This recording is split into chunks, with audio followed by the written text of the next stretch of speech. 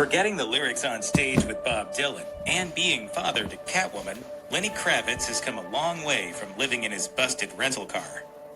Lenny Kravitz was born as Leonard Albert Kravitz on May 26, 1964 in Brooklyn, New York, to a Jewish father and an African-American actress, Roxy Roker. His dad worked as a television producer, and his mom was well known for being a part of the show The Jeffersons. Even though he came from a privileged upbringing, he still had to endure racial remarks because of his interracial background.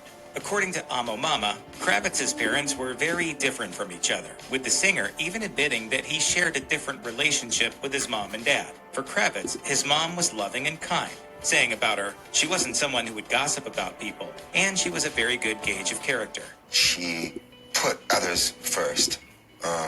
She was incredibly kind and very fair. As for his father, Kravitz believed that his father was someone who believed in tough love and tried to discipline his son. That said, his father did love him, but at the same time, Kravitz couldn't help but be scared of him when he was little. Their family ended up in Hollywood because of Roker's acting commitments, and it was there that Kravitz discovered his passion for music. He wrote about his roots in his 2020 memoir, Let Love Rule, saying, "I am deeply two-sided, black and white, Jewish and Christian, Manhattan and Brooklynite." His childhood was essentially made up of extremes. The Associated Press reports that the singer would spend time in a relatively rough Brooklyn neighborhood and also at a fancy apartment building in Manhattan. Even his food was diverse, as he tried everything from fancy meals to staple food like fried fish with cornmeal. He went on to describe his lifestyle by writing, "The extremes really work for me. I felt them. I'm comfortable living in a car or a box or a tent or a trailer, and I'm comfortable living in a mansion." According to biography, even as a child, Lenny Kravitz was intrigued by music and was a part of the California Boys Choir. The Guardian explains that Kravitz was exploring his love for music even when he was a toddler, playing with utensils in the kitchen. He eventually took to playing the guitar, drums, and the piano. His aptitude for music eventually earned him a spot in the music program at Beverly Hills High School, and it seemed that he was destined to be a musician. According to biography, after he left home, he struggled to break into the music industry. Around this time, Kravitz also found out his parents decided to get a divorce. When it came to his parents' relationship, things had been sour for a long time. His dad had a track record for cheating on his mom from the time Kravitz was a kid. According to Kravitz, his father was frustrated about the fact that his wife and son were able to achieve things he didn't, adding, "I could understand what it was with other women because he felt he needed to be the man, although he already was the man, and my mother treated him as the man. But in a superficial world, she was the star, and he was not." Despite his parents' connections in the entertainment industry, Lenny Kravitz was determined to succeed on his own. According to biography, he stayed in a rented car paying a rental fee of $5 every day. When he decided to leave his parents' home, Kravitz said in an interview with Rolling Stone, "It wasn't that they didn't want me there. It was that I just decided that I needed to go out and do my thing. I didn't want to live under the rules that took place under that roof.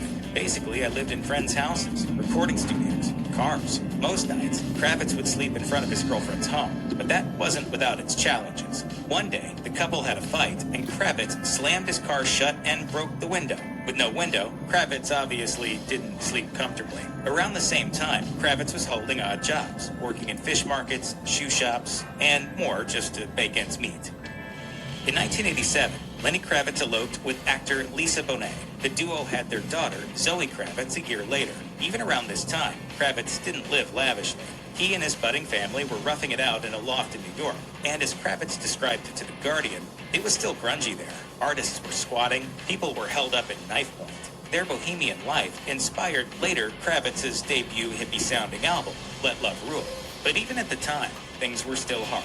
Without a label, Kravitz had to innovate and work within his means. As for how he was inspired to come up with Let Love Rule, Kravitz said that it came to him out of the blue. He wrote the words Let Love Rule on a wall and decided to work on it with a guitar after passing the wall every day. Even though he finished the album, Kravitz found himself fighting to lock down a deal because labels couldn't understand him and his music. Luckily, he ended up meeting with someone at Virgin Records who loved his style and gave him a life-changing offer.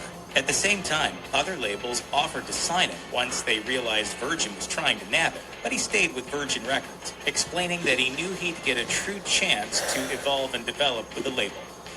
His freshman album wasn't a huge hit, but it also wasn't a dud either. Despite the lackluster response, Kravitz knew he needed something bigger to make a mark on the industry. Little did he know that the pop singer Madonna would be a part of that plan. In 1990, he worked with the musical legend on the song Justify My Love. While Madonna was believed to be taking a risk by releasing the track as the first single from her album, The Immaculate Collection, the gamble ended up paying off. The song was a huge hit, and even today, it's still considered to be one of Kravitz's greatest. He also worked as a supporting act for other notable artists like David Bowie, Tom Petty, and Bob Dylan. Although the Bob Dylan act didn't come without its embarrassment. He called me to come out.